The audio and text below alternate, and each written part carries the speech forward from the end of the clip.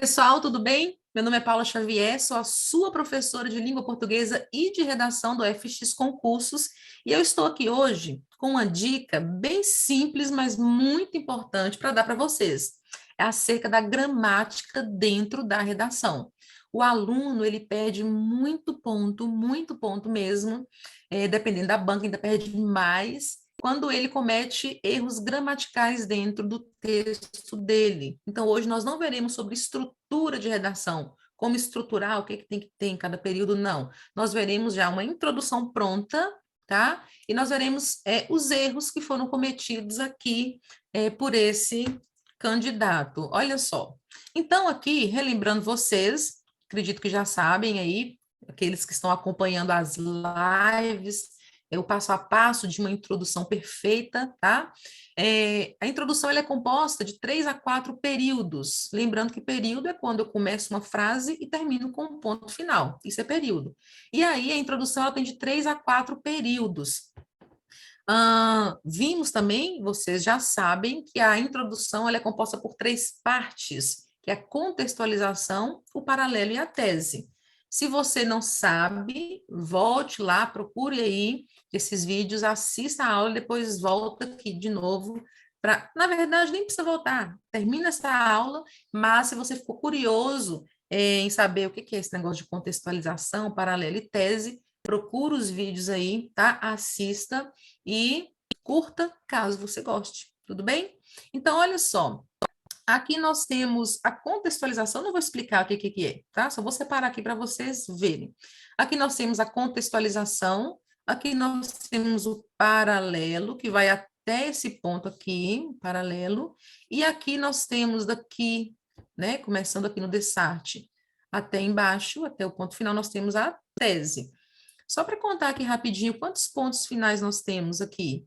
Um, aqui tem outro, dois, três, quatro. Justamente que eu ensino para os meus alunos.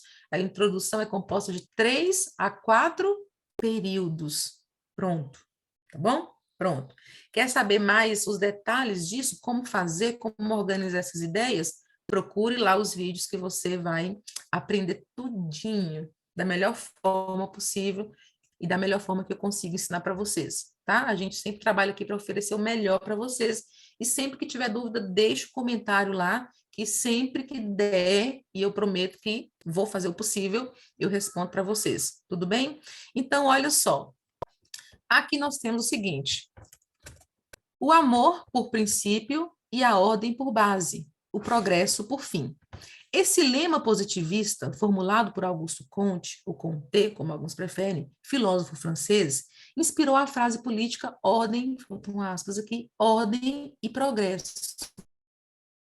Então, percebam, vamos fazer a leitura. O amor por princípio e a ordem por base, o progresso por fim. Esse lema positivista, formulado por Augusto Comte, ou Comte, como alguns preferem, filósofo francês, inspirou a frase política ordem, botam aspas aqui, ordem e progresso. Pode ser com letra maiúscula aqui também. Exposta na célebre bandeira nacional. No entanto, no retrógrado cenário brasileiro, evidencia-se, não, não foi isso que ele escreveu. Não, professor, está escrito aí, evidencia-se, não está. Está escrito evidência, evidência.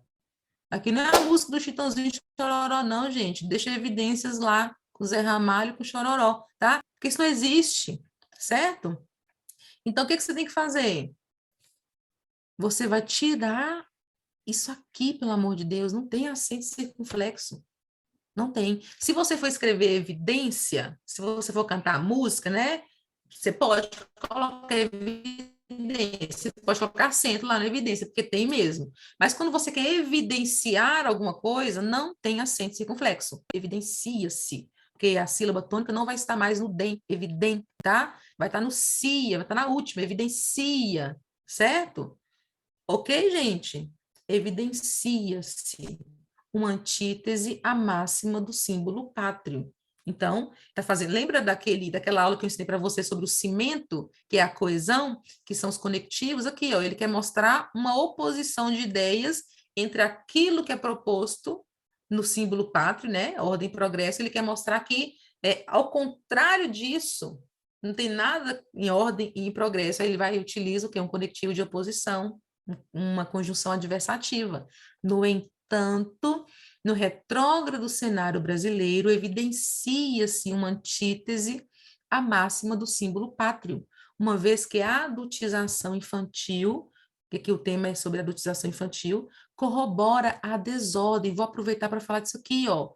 Corrobora a desordem mesmo, né? Não é corrobora não é corrobora em alguma coisa. O verbo corroborar, ele não exige preposição. Então, para de escrever corrobora para isso, ou corrobora nisso, ou corrobora em, ou corrobora para isso. Não, não corrobora para nada.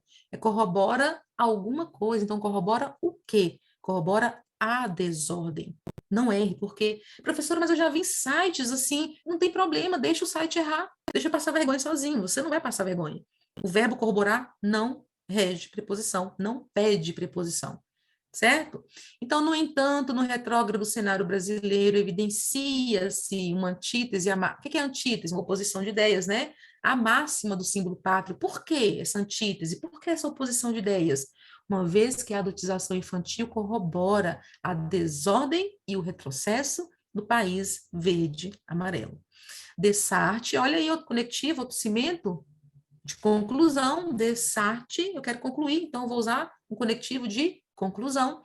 Não só as atitudes familiares inconscientes, como também a manipulação midiática, são fatores que impulsionam a privação da infância através da adultização dos discentes. Duas coisas erradas aí. Primeiro, lembra aqui, ó, nós trabalhamos isso nas aulas anteriores. Quais são os dois assuntos que ele escolheu falar dentro do tema? O tema é a adultização infantil como privação da infância. Mais ou menos assim. Os assuntos que ele escolheu foram as atitudes familiares inconscientes. Então, isso aqui é o assunto 1 dele. Você já sabe o que é assunto 1, se você já assistiu às aulas anteriores. E a manipulação midiática é o assunto 2 dele. Isso aqui é a tese. Lembra? Isso aqui é justamente a tese, a apresentação das ideias. Se ele está falando sobre dois assuntos, então são fatores que impulsionam. Não é que impulsiona, tá? São fatores que impulsionam a privação da infância através, eu não gosto, é particular meu, tá?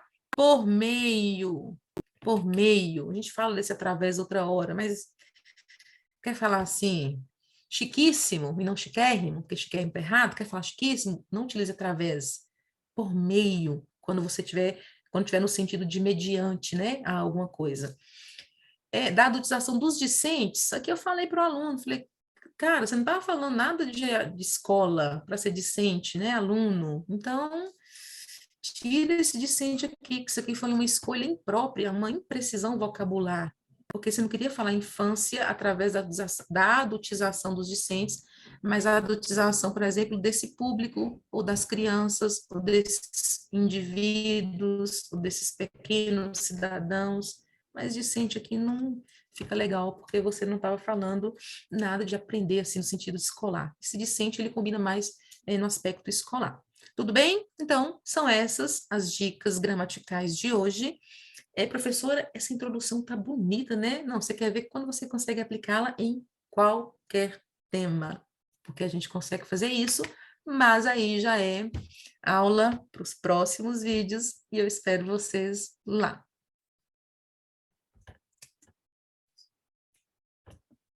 Pronto, vai ter que cortar, então vou conversar aqui mesmo, né?